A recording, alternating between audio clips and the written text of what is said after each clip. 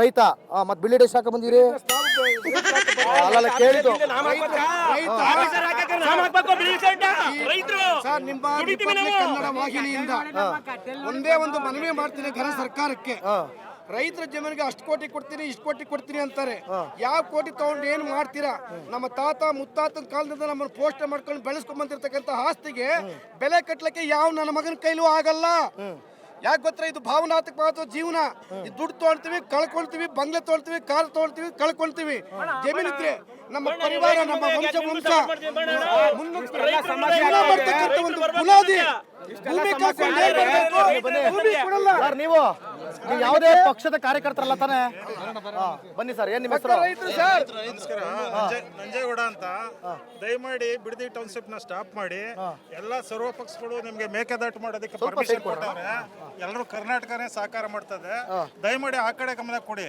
ಮೇಕೆದಾಟು ಆದ್ರೆ ಎಲ್ರಿಗೂ ಸಮಸ್ಯೆ ಬಗೆಹರಿತದೆ. ಇಲ್ಲಿ ಮುಖ್ಯವಾಗಿ ನೀರಿನ ಸಮಸ್ಯೆ ತಮಿಳುನಾಡು ಮತ್ತು ಕರ್ನಾಟಕ ಅದಕ್ಕೆ ಉರಿಯುವಂಗೆ ಸಮಸ್ಯೆ ಇದೆ. ದಯಮಾಡಿ ಬಿಡದಿ ಟೌನ್ಶಿಪ್ ನ ಸ್ಟಾಪ್ ಮಾಡಿದ್ರೆ ಸಾವಿರಾರು ಜನ ರೈತರು ಬದುಕುತ್ತಾರೆ. ಇದರಿಂದ ಬೆಳೆ ಬೆಳೀತಾರೆ, ಎಲ್ರಿಗೂ ಅನುಕೂಲ ಆಗುತ್ತೆ. ಬಿಡದಿ ಟೌನ್ಶಿಪ್ ಇಂದ ಯಾವುದೇ ರೈತರಿಗೆ ಅನುಕೂಲ ಆಗೋದಿಲ್ಲ. ದಯಮಾಡಿ ಇದನ್ನು ಸ್ಟಾಪ್ ಮಾಡಿ. ಸರ್ವಪಕ್ಷ ಸಭೆಯಲ್ಲಿ ಎಲ್ಲರೂ ತೀರ್ಮಾನ ಮಾಡಿದ್ದಾರೆ ಮೇಕೆದಾಟು ಕಟ್ಟಬೇಕು ಅಂತ ಹೇಳ್ಬಿಟ್ಟು. ಕೇಂದ್ರನೂ ಕೂಡ ಇದಕ್ಕೆ ಪರ್ಮಿಷನ್ ಕೊಟ್ಟಿದೆ. ಇಲ್ಲ ಹಾಕುವಂಥ ಬಂಡವಾಳನ ದಯಮಾಡಿ ಮೇಕೆದಾಟು ಹಾಕಿ ನೀರು ರೈತರಿಗೆ ಮತ್ತು ಕುಡಿಯೋದಕ್ಕೆ ಕೊಟ್ಟರೆ ನಮ್ಮ ಕರ್ನಾಟಕನೂ ಉದ್ಧಾರ ಆಗುತ್ತೆ, ಅಂತಾರಾಜ್ಯ ಸಮಸ್ಯೆನೂ ಬಗೆಹರ್ತದೆ. ದಯಮಾಡಿ ಆ ಕಡೆ ಮುಖ್ಯಮಂತ್ರಿಯವರು ಆ ಕಡೆ ಗಮನ ಕೊಡಿ ಅಂತ ಹೇಳ್ತಾ ಇದ್ರ. ನಿಮ್ದು ಯಾವ್ರು? ನಾವು ಇಲ್ಲೇ ಕನಕಪುರ ತಾಲೂಕು. ಹೆಸರು ನಿಮ್ದು? ರಾಜು ಅಂತ. ಸಿದ್ದರಾಮಯ್ಯರು 3 ವರ್ಷ ಮುಖ್ಯಮಂತ್ರಿ ಆಗಿದ್ರು. ಈ ಬೈರ್ಬಳ್ಳ ಪಂಚಾಯತಿಂದ ಏನೋ ಸುದ್ದಿ ಎತ್ತಿದ್ರಾ? ಡಿ.ಕೆ. ಶಿವಕುಮಾರ್ ಬರೀ 3 ತಿಂಗಳಲ್ಲಿ ಬಂದು ಈ ಸುದ್ದಿ ಎತ್ತಬೇಕಾ? ರೈತರುಗಳು ಎಲ್ಲಿಗೆ ಹೋಗ್ಬೇಕು, ಎಲ್ಲೋಗಿ ಸಾಯ್ಬೇಕು? ಈ ಬೈರ್ಬಳ್ಳಿ ಕೆರೆಗೆ ಹೋಗಿ ಮುಳಿಕೊಂಡು ಸಾಯ್ಬೇಕು. ಯಾಕ್ರಿ ಸಾಯ್ಬೇಕು ರೈತರು?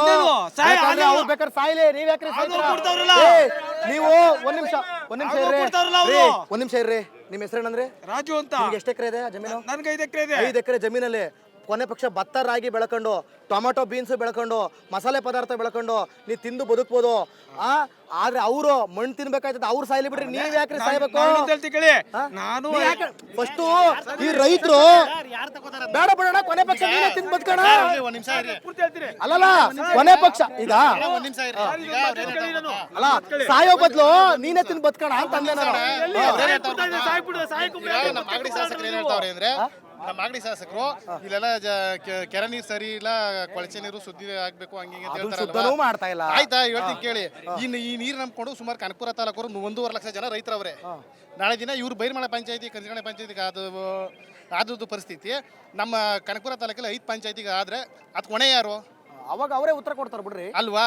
ಈಗ ಅದಕ್ಕೆ ನಾವೇನ್ ಹೇಳ್ತೀವಿ, ಫಸ್ಟ್ ನೀರು ಶುದ್ಧೀಕರಣ ಮಾಡಿ, ನೀರು ಶುದ್ಧೀಕರಣ ಮಾಡಿಕೊಡಿ. ನಿಮ್ಮ ಹೆಸರೇನು? ಸುಧಾಕರ್ ಅಣ್ಣ. ಇವ್ರು ಭೂಮಿನೇ ಕಿತ್ಕೊಳಕ್ ಹೊಂಟಾರ, ನೀನು ನೀರು ಸುಧಾರಣೆಗೆ ಹೋಯ್ತಾ ಇದ್ದೀವಿ. ನಾವು ವೃಷಭಾವತಿ ನದಿ ಆ ಬಸವನಗುಡಿಲಿ ಹುಟ್ಟಿದಂತ ನದಿ ಅದು.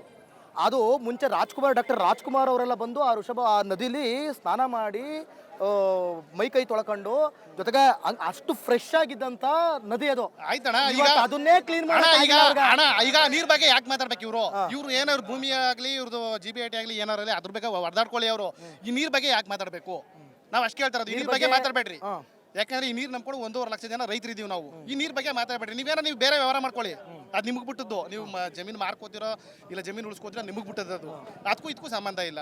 ನಮ್ಮ ಬೈರ್ಮಳ ಕೆರೆ ಅಣೆಕಟ್ಟಿನ ಕೆಳಗಡೆ ಭಾಗದ ರೈತರುಗಳಿಗೆ ನಮ್ಮ ಮಾಗಡಿ MLA ಆಗಲಿ, ನಮ್ಮ D.K. ಶಿವಕುಮಾರ್ ಸಾಹೇಬ್ರು, ಇವರು ಬಾಲಕೃಷ್ಣ ಅವ್ರು ಬರ್ತಾರಲ್ವಾ, ನಮಗೆ ಇವರು ಇಕ್ಬಾಲ್ ಹುಸೇನ್ ಸಾಹೇಬ್ರು, ಯಾವ ಕೋಳಿನಳ್ಳಿ ಪಂಚಾಯತಿ MLA ಬರ್ತಾರ, ಸ್ಪಾಟ್ ವಿಸಿಟ್ ಮಾಡ್ತಾರ, ರೈತರ ಕಷ್ಟ ಕೇಳ್ತಾರ, ನಮ್ಮ ರೋಡ್ ಮಾಡಿ, ನಮ್ಮ ರಸ್ತೆ ಮಾಡಿ, ನಮ್ಮ ರಸ್ತೆ ಮಾಡಿ ಬಂದಿದ್ರಿ ಅಲ್ವಾ ನೀವು? ಇನ್ನ ಸ್ವಲ್ಪ